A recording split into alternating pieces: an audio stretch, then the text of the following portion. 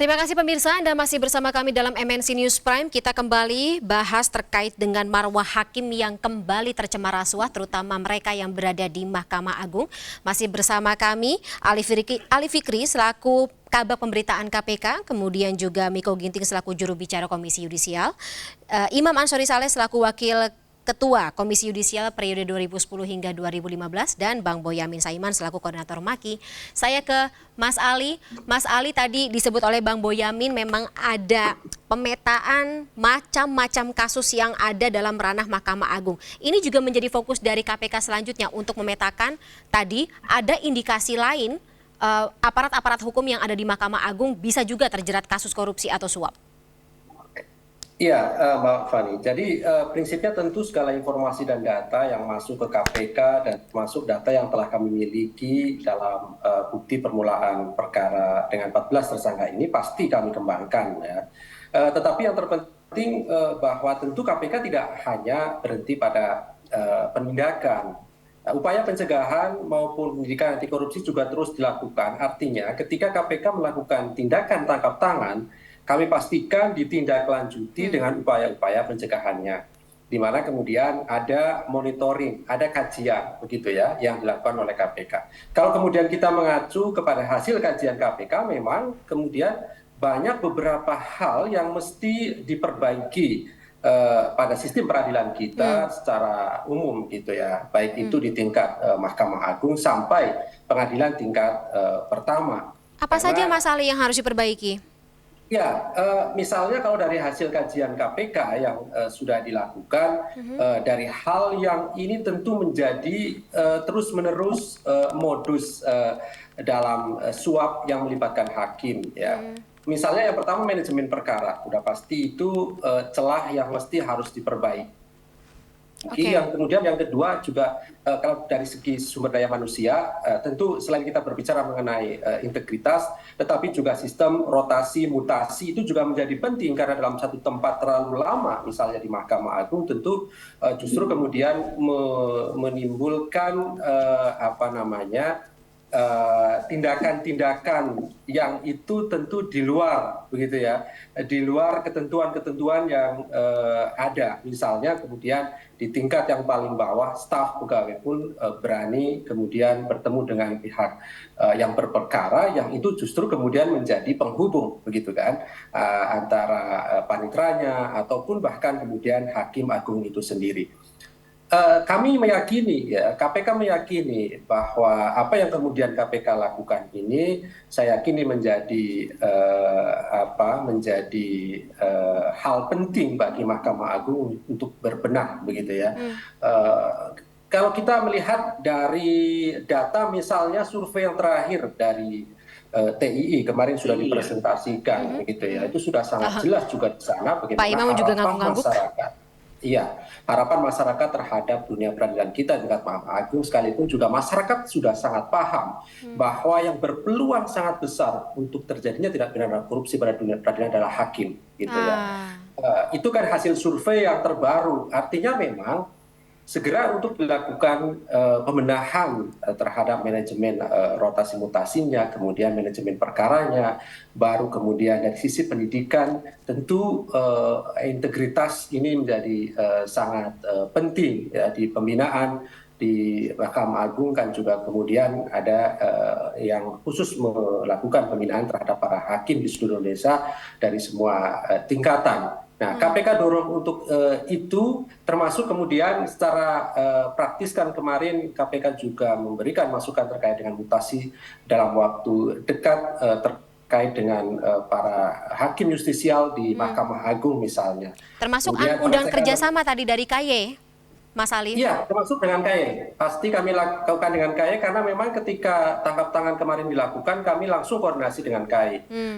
Komisioner kami juga datang ke KPK, kemudian kami bersepakat dengan KY untuk tukar-menukar informasi, termasuk juga kemudian melakukan pemeriksaan-pemeriksaan etik oleh KY yang jika kemudian ada informasi, pasti diinformasikan kepada KPK. Demikian juga ketika KPK melakukan pemeriksaan, kami kemudian tukar informasi dan data dengan Komisi Yudisial. Itu semua saya kira dalam rangka perbaikan dunia peradilan sehingga wibawa dunia peradilan kita bisa dipercaya kembali Dan oleh mengembalikan kepercayaan masyarakat ya. gitu ya. Karena kalau kita bicara dunia peradilan kan bukan hanya Mahkamah Agung, tidak hanya hakim, panitera, tapi juga di sana jaksa, ada kemudian pengacara, kan begitu ya. Baik. Begitu. Saya minta gini Pak Ali Fikri, jadi jangan Yes, kepada monggo, Bang. hakimnya aja, lacak juga semua lawyer-lawyer yang levelnya agak hartanya berlebihan itu. Nggak apa-apa, karena sampai saat ini KPK ini senyap aja, nggak ada dukungan dari lawyer untuk memberantas korupsi di pengadilan. Nampaknya karena apa? Ya semua hampir tahu begitu karena ada simbiosis mutualisme, kira-kira kan gitu. Ya, setuju Pak Boyamin, karena memang pintu masuk, salah satu pintu masuk ke korupsi di Mahkamah Agung, di peradilan itu pengadilan, juga peradilan semuanya lah, itu banyakkan dari lawyer. Jadi saya dulu salah, masuk ke KY, setelah itu jadi lawyer, balik. Karena lawyer dulu baru ke KY, jadi tahu persis penyakitnya itu. Ini kayak pepatah, duluan mana ayam sama telur, Pak Imam? Duluan mana yang nyuap kuasa hukum, atau yang terima, atau yang minta hakim?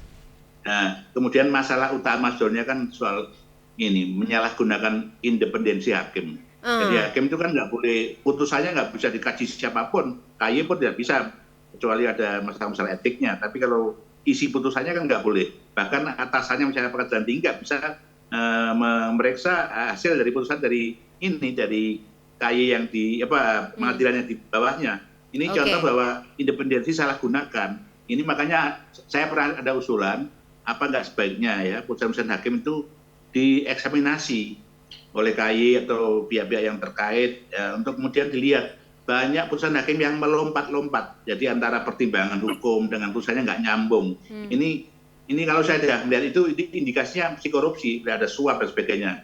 Ini pernah terjadi. Dan kedua, hakim itu pintu yang lain adalah petugas dari pengadilan. Jadi itu yang berperan selain tadi teman-temannya Mas Boyamin tadi.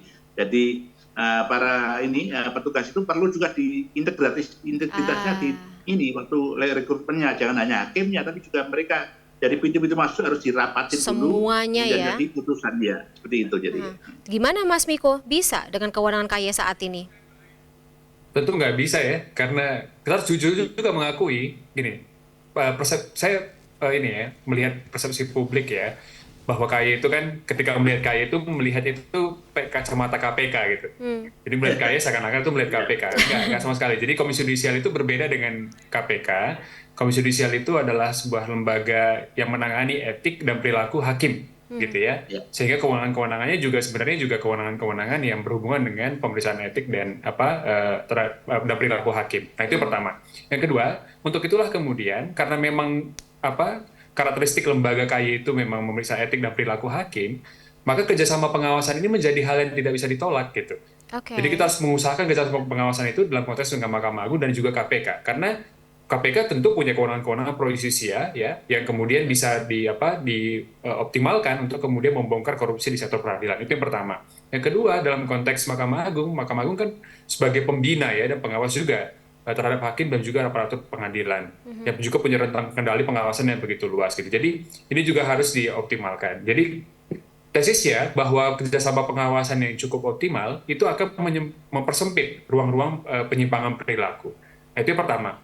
Yang kedua, saya kira begini, ketika ada wacana misalnya memperkuat lembaga pengawasan seperti Komisi Yudisial, sebaiknya tidak perlu terlalu maksudnya gini, ketika memperkuat Komisi Yudisial, justru yang diuntungkan itu adalah Mahkamah Agung. Gitu. Karena apa? Karena publik percaya ada lembaga yang tugasnya mengawasi hakim yang kredibel, yang punya kewenangan yang cukup begitu. Nah, ini yang harusnya juga kita pahami secara bersama-sama. Ketika ada wacana memperkuat Komisi Yudisial, justru harusnya ya yang paling mendukung paling utama itu Mahkamah Agung. Tapi selama ini karena lembaga kredibel. Nah, selama ini kan kita bisa melihat pengalaman Pak Imam misalnya ya, beberapa kali judicial review di Mahkamah Konstitusi. Ada beberapa kewenangan yang kemudian terlepas dari Komisi Yudisial, itu yang pertama. Dari setiap periode ini fakta ya, ada misalnya komisioner-komisioner yang ditetapkan sebagai tersangka dengan laporan dari beberapa oknum hakim misalnya begitu. Ini kan terjadi ya, ketegangan-ketegangan antara Mahkamah Agung dan Komisi Yudisial. Tapi saya kira hari ini tuh adalah era baru ya, era baru antara Mahkamah Agung dengan Komisi Yudisial, di mana mekanisme dan kolaborasi pengawasan itu menjadi dioptimalkan gitu. Kita Ya membentuk seperti tim kata Mas penghubung Miko antara tadi, Mahkamah blessing in Agung. disguise ya. Betul. Kita membentuk misalnya tim penghubung antara Mahkamah Agung dan Komisi Yudisial hari ini dan sedang berproses begitu ya. Tapi Nah, Mas ini Miko, juga saya jadi dalam penasaran, konteks mohon maaf saya potong. mendorong Ketegangan pengawasan ini antara lebih Mahkamah optimal. Agung, ya saya nggak bilang ketegangan ya karena mungkin terlalu kasar. Hubungan yang unik ini, tanda kutip, antara Mahkamah Agung dan Komisi Yudisial itu start atau sejak kapan dimulai? Nah, mungkin itu Pak Imam yang akan menjelaskan gitu. Tapi itu terjadi sampai dan mudah-mudahan di periode ini tidak kembali terulang Iya. karena kami sering menyebutnya bahwa ini sebuah periode baru di mana kolaborasi pengawasan itu menjadi lebih optimal. Nah, sekali lagi kata kuncinya adalah kolaborasi untuk melakukan pengawasan. Jadi ini Oke. bukan sekedar untuk sinergisitas lembaga ya, tapi juga bagaimana kita antara lembaga pengawas dengan lembaga yang membawahi ya personal-personal untuk diawasi itu juga bisa meningkatkan kerjasama begitu ya. Nah tadi misalnya Mas Ali Fikri menyinggung soal rotasi dan mutasi. Nah Komisi Yudisial itu punya satu kewenangan di Undang-Undang Kekuasaan Kehakiman maupun Undang-Undang paket peradilan misalnya ya, untuk melakukan analisis terhadap putusan yang berkekuatan hukum tetap dalam rangka mutasi hakim misalnya. Nah ini kan kewenangan ini dalam konteks mutasi hakim kan. Nah ini selama ini belum diutilisasi secara optimal. Itu yang Oke. pertama. Nah Baik. kemarin misalnya Mahkamah Agung juga meminta masukan dari Komisi Yudisial terkait dengan penempatan hakim yudisial. Nah itu kita juga dukung. Jadi ada beberapa langkah ya kerjasama ke depan terkait dengan pengawasan ini akan juga dioptimalkan oleh kedua lembaga ini. Nah, yang paling penting adalah tadi bahwa penguatan Satu hal lagi Komisi ya, Yudisial itu menguntungkan Mahkamah Agung sebenarnya karena ada persepsi publik satu lembaga pengawas yang kredibel gitu. Oke. Pak Imam Ini tadi Mas kayak Gideng, Saya ada kira- satu hal yang dilupakan masyarakat. Masyarakat menganggap bahwa rekrutmen hakim itu kayak disertakan. Dulu memang begitu, tapi ketika kemudian diuji materikan ke Mahkamah Konstitusi, kewenangan itu hilang. Jadi sekarang rekrutmen hakim nggak lagi melibatkan KY. KY hanya Untuk melibatkan tingkat pertama ya Pak, untuk tingkat pertama ya.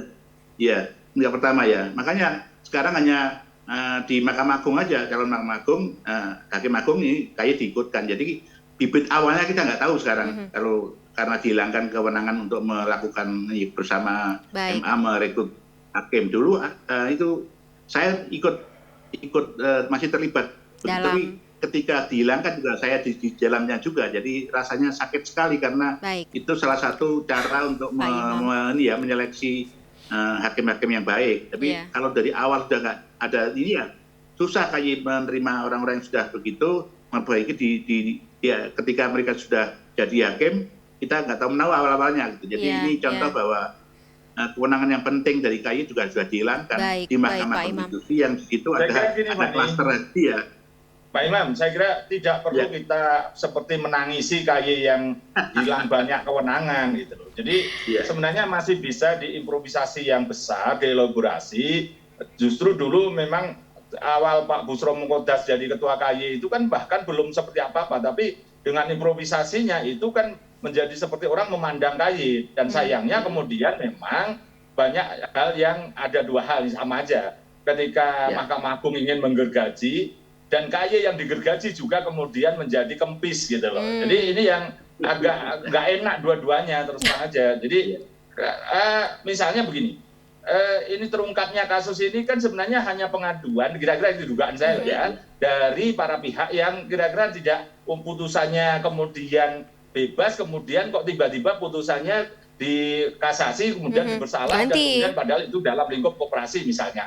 Kalau itu pengadu-pengadu itu ke KY dan didalami, dan saya tanya kepada yang bersangkutan, itu mereka juga melakukan laporan ke KY. Gitu. Oke. Kira-kira gitu kalau saya tidak salah. Tapi inilah yang saya kira, Miko Ginting seperti katakan tadi, misalnya ini tentang kalau mau tahu foto-foto orang golf itu, ya tanya ke Pak Ali Fikri, sudah saya serahkan ke sana. Mungkin Mas Ini Ali punya banyak data-datanya. yang bisa diketahui, gitu. Tapi saya boleh pelit lah gitu kalau ke KY sekarang belum Ya. bisa. Baik, Mas Ali mungkin udah punya data-datanya, foto-foto main golf, main tenis bareng seperti itu. Iya, tentu semua data yang disampaikan oleh masyarakat pasti kita kembangkan ya Mbak Fani. Kami tidak pernah berhenti kemudian ketika ada data seperti dari Mas Boyamin ketika menyampaikan data kepada KPK, pasti kami dalami, kami kembangkan lebih jauh.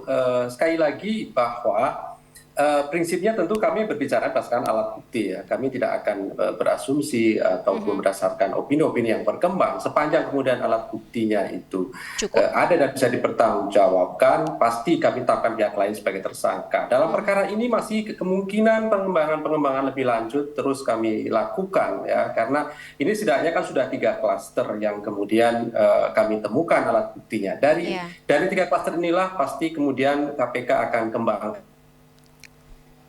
Karena yang kami sampaikan di kesempatan masuk yang tadi itu kan masih bukti permulaan. Nah, bukti ini akan terus kami lakukan pendalaman dengan keterangan saksi-saksi, termasuk nanti ketika dalam proses persidangan pun pasti kami dari jaksa KPK juga akan kembangkan fakta-fakta hukumnya begitu.